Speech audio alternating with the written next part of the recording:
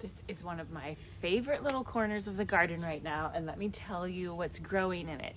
One of the reasons why I love this patch so much is because I'm always trying to find more perennials to add in here. Some gardens are beautiful, and some gardens are just expensive regrets dressed up in soil. You know the ones. The beds that started with so much promise in April. The little plastic tags still sticking out of the dirt, promising blooms by July. The watering can you actually used. Twice. Then life moved faster than the growing season. Work piled up. The weekends disappeared.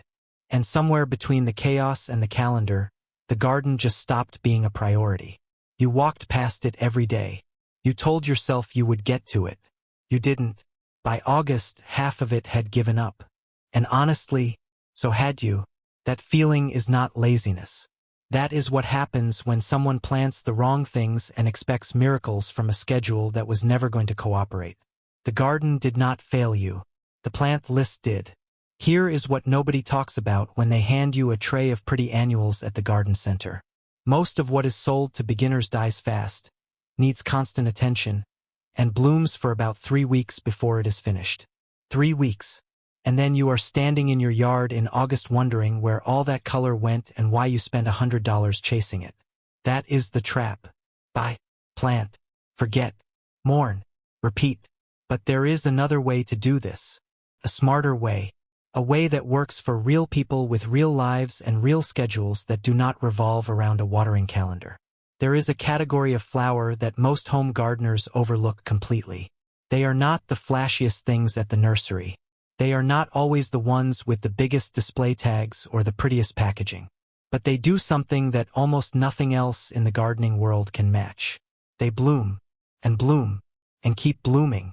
Season after season, week after week, sometimes from late spring all the way through the first hard frost of November. Without being replaced. Without being coaxed. Without needing you to hover.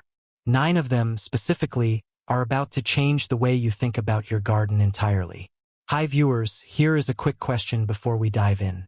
Have you ever planted flowers that were supposed to thrive and watched them die anyway? Drop a yes or no in the comments right now because the answer might surprise you about what plant you should actually be growing. These are not just low-maintenance perennials. They are the longest blooming perennials available to home gardeners. The ones that give you color for months, not weeks.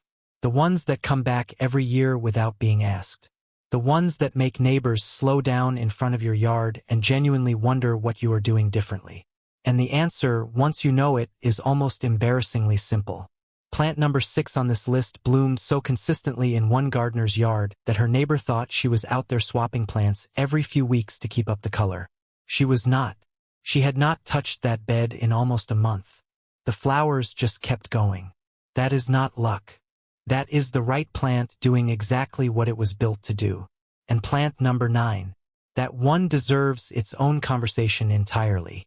It is arguably the longest continuous bloomer on this entire list, and it is the one most people have never even heard of. But by the end of today, that changes. Stay with this, because the next few minutes could genuinely be the reason your garden finally looks the way you always imagined it would. The reason you stop spending money replacing things that die. The reason you walk past your own yard and actually feel something good instead of that quiet, familiar guilt. That is worth a few minutes. Let's get into it. Most people think a beautiful garden requires a certain kind of person. Dedicated. Disciplined.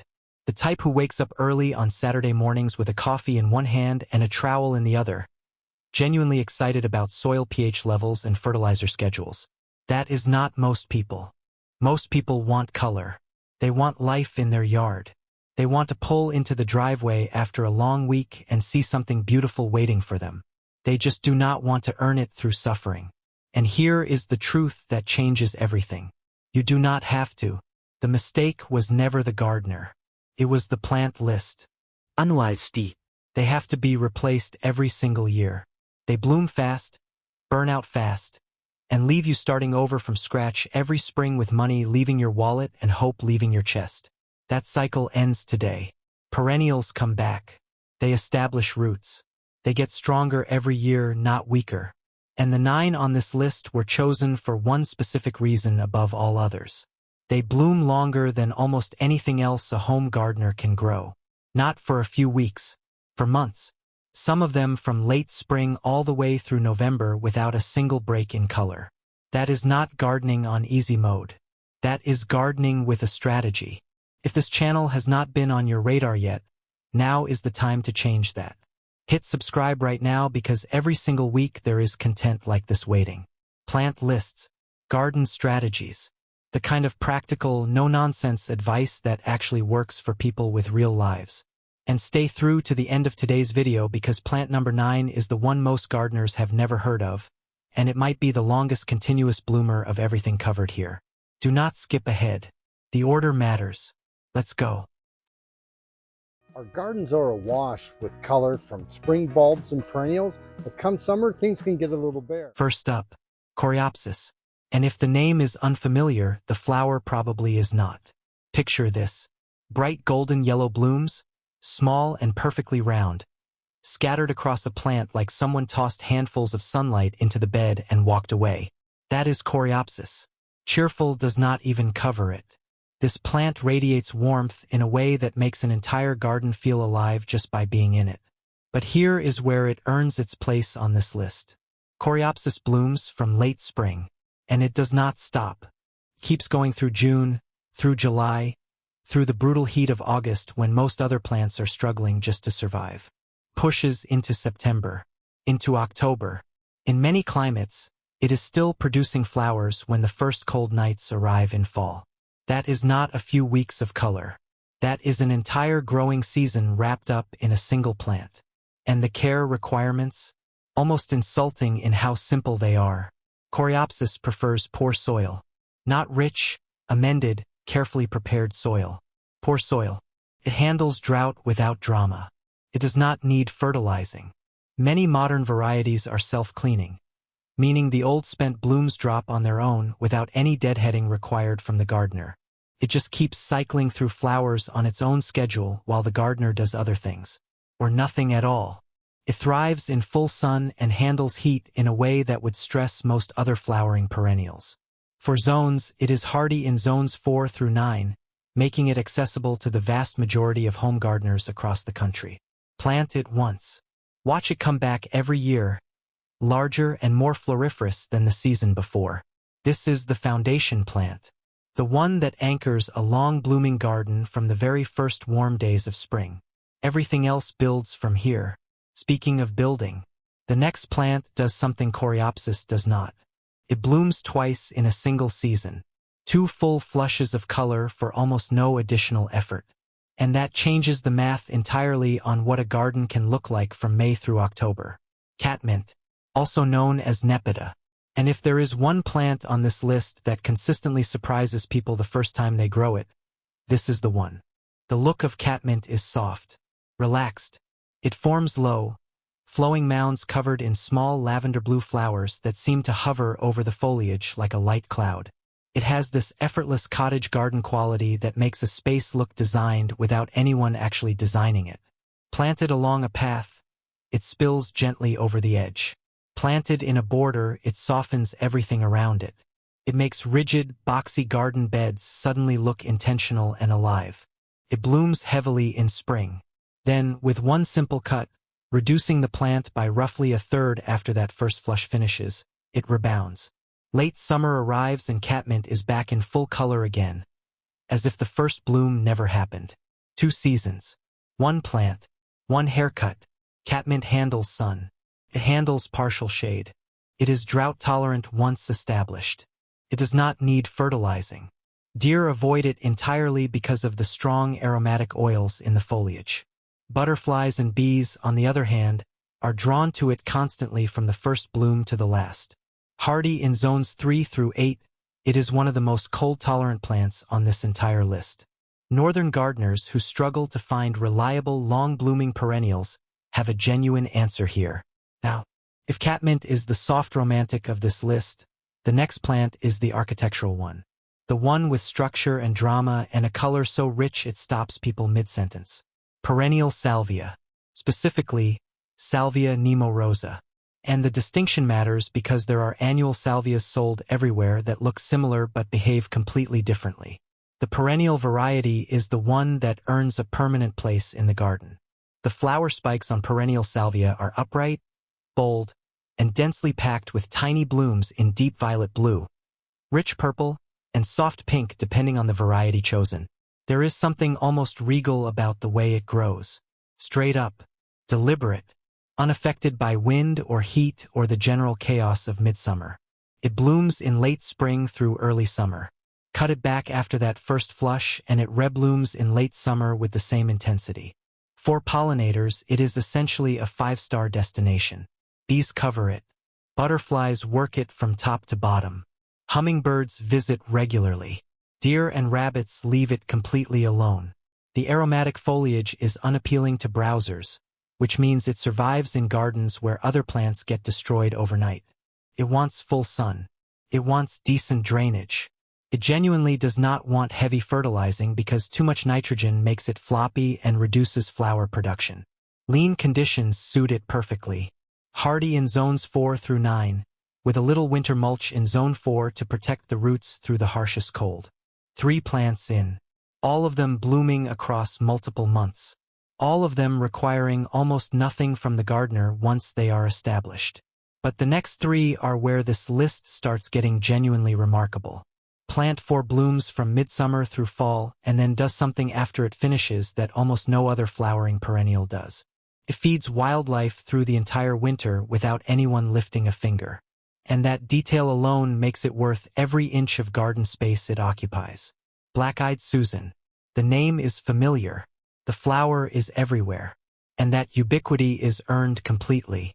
These are the golden yellow blooms with the bold dark center that show up in meadows, along roadsides, in cottage gardens and formal beds alike. They have a wildflower quality to them. Unforced, natural, like they chose to grow there rather than being placed. And in a way, they do choose. Black-eyed Susans self-seed freely. They spread on their own. They fill in gaps without being asked. Year after year, a single plant quietly becomes a colony, and that colony blooms from midsummer through fall in a way that keeps the garden looking full and alive long after many other perennials have finished for the season. Leave the seed heads standing when blooming ends. Do not cut them back. That single decision transforms the garden into a wildlife sanctuary through the cold months. Songbirds feed on those seeds all through winter. Goldfinches especially. On a gray January morning, watching birds work through a stand of black-eyed Susan stems is a kind of beauty that no spring flower can replicate. It is drought-tolerant. It handles poor soil. It attracts butterflies and bees in enormous numbers during its bloom season. It is native to North America, meaning it evolved over thousands of years to survive in this climate without any human intervention. Hardy in zones 3 through 9. This is a plant that gives and keeps giving long past the point where most gardeners think the season is over. Now, coneflower, also known as echinacea, and if black-eyed Susan is the wildflower of this list, coneflower is the showstopper.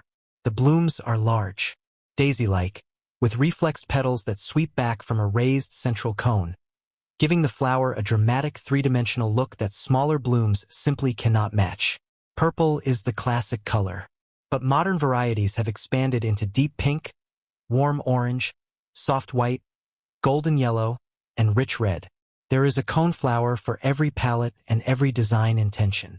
It blooms from early summer through fall, a long, generous season that overlaps beautifully with the plants around it on this list, meaning a garden built around these 9 perennials has something in color at virtually every point from late spring through November. Heat does not bother it. Drought does not slow it down significantly. Poor soil is not a problem. It handles cold northern winters and hot southern summers with the same calm indifference. Hardy in zones 3 through 9. Leave the seed heads standing through winter. The sculptural cones hold their shape beautifully through cold and snow, giving the garden structure and visual interest even in the bleakest months. And those seeds feed birds, just like the black-eyed Susan. A garden that works for wildlife in winter is a garden that feels alive in every season, not just the warm ones. Halfway through this list, and here is something worth pausing on. Every plant covered so far asks almost nothing of the gardener. Sunday decent drainage. The occasional cutback. That is the entire maintenance list for most of them. And in return, they deliver months of color year after year without being replaced. That is the trade this list is offering. Minimal effort, maximum season.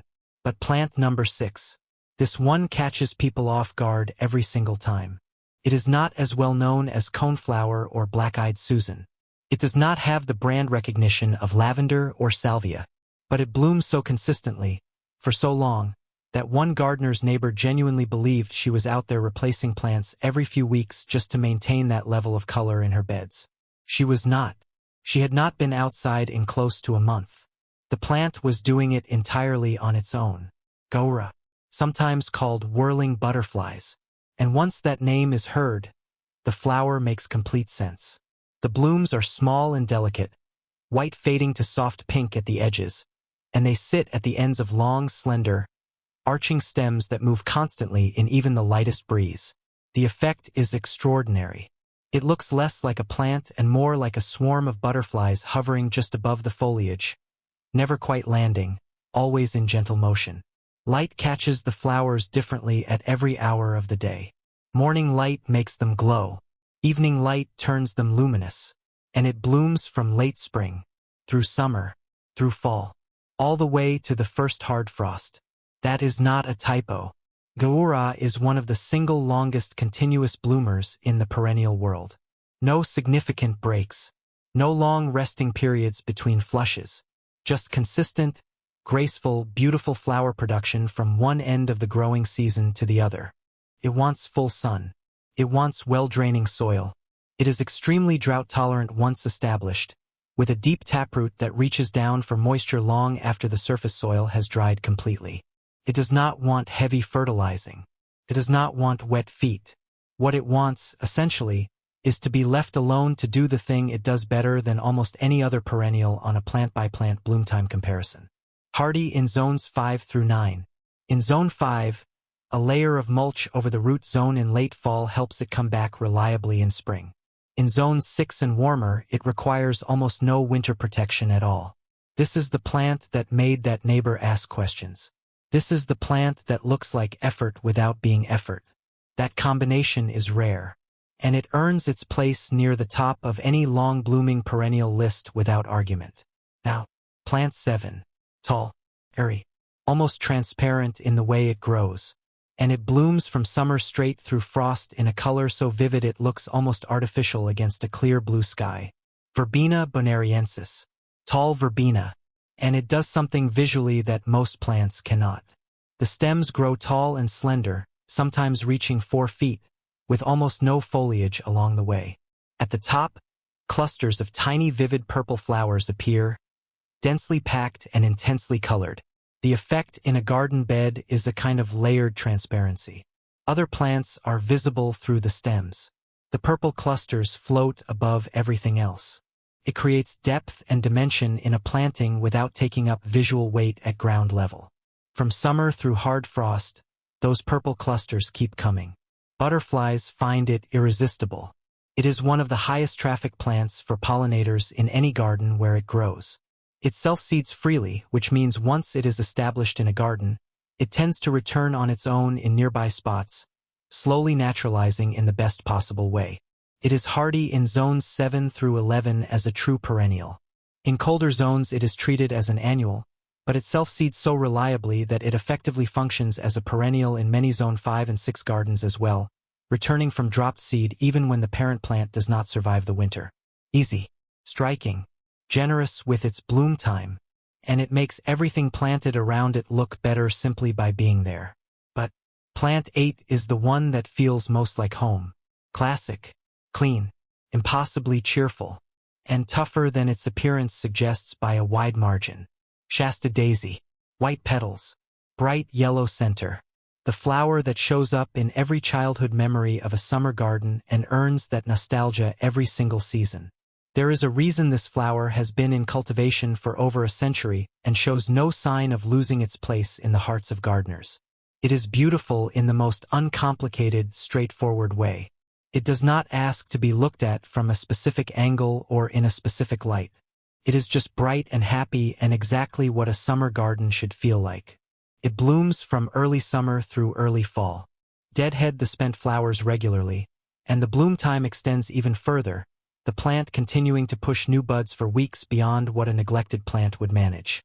Even without deadheading, it delivers a long and generous season of color. With it, the season stretches impressively. It handles poor soil. It handles heat. It spreads into larger clumps over time, giving more plants every few years that can be divided and relocated throughout the garden for free. Hardy in zones 4 through 9. Plant it in full sun. Give it decent drainage. Cut it back after the main flush of blooms. That is the entire job description. And now, plant number 9. This is the one that has been mentioned twice already in this video and both times with a specific promise attached. The promise that it is arguably the longest continuous bloomer on this entire list. The promise that most gardeners have never heard of it. The promise that today that changes. Here it is. And it delivers on every word. Scabiosa, the pincushion flower. And the name comes from the bloom itself. A domed, perfectly rounded flower head that looks exactly like a pincushion, delicate petals radiating outward from a raised, textured center. The colors are soft, lavender, pale pink, pure white, occasionally a deeper violet that edges toward blue. The flowers sit on long, slender stems above fine, somewhat feathery foliage. There is a wildflower quality to it, something gentle and unstructured, but the bloom itself is intricate enough to stop anyone who looks closely. And it blooms from late spring, continuously, through summer, into fall. In many climates, flowers are still appearing in October and into early November before the first real freeze finally ends the season. That is a bloom window that very few perennials in any category can match. It is not a plant that rushes to peak and then retreats. It simply keeps going, quietly, steadily, week after week, as if it has no intention of stopping until the season itself forces the issue. Butterflies adore it. It is one of the premier butterfly plants available to home gardeners, attracting species consistently throughout its extraordinarily long season. The cut flowers are exceptional as well, lasting well in arrangements and adding that soft, romantic quality to bouquets that more structured flowers cannot achieve. Prefers full sun. It wants lean, well-draining soil. It genuinely performs better when not over-fertilized. Heavy feeding produces lush foliage and fewer flowers, which is the opposite of everything this plant is trying to do. Let it be a little lean. Let it work a little. It rewards that approach with months of uninterrupted bloom. Hardy in zones 3 through 9. Almost the entire country. Cold northern climates, hot southern summers, everything in between. Scabiosa adapts without complaint and returns every spring ready to begin the whole extraordinary season again. This is the plant that changed one gardener's understanding of what a perennial could do. Not 3 weeks of color. Not a month. An entire growing season, beginning to end, in a single plant that asks almost nothing in return. 9 plants, all of them perennials, all of them chosen specifically for the length and consistency of their bloom times. Not one of them demands a gardener with unlimited time or encyclopedic knowledge. They demand sun, decent drainage, and occasionally a pair of scissors for a simple cutback. That is the full list of requirements. And in return, they give back a garden that looks alive and full of color from the moment spring arrives until winter finally closes the door on the growing season. No constant replanting. No expensive annual restocking. No guilt every time someone walks past the beds. Just plants doing what they were built to do. Year after year. Getting stronger. Getting bigger. Getting better. The garden that once felt like a source of quiet defeat can become the thing that makes walking to the front door feel good again. That shift does not require more effort. It requires the right 9 plants. Now, if this list has changed the way a garden comes together, the next video is going to take it even further. Because there is a group of perennials that most gardeners completely overlook, not because they are difficult, but because they are not flashy at the nursery. They do not look like much in a small pot under fluorescent lights.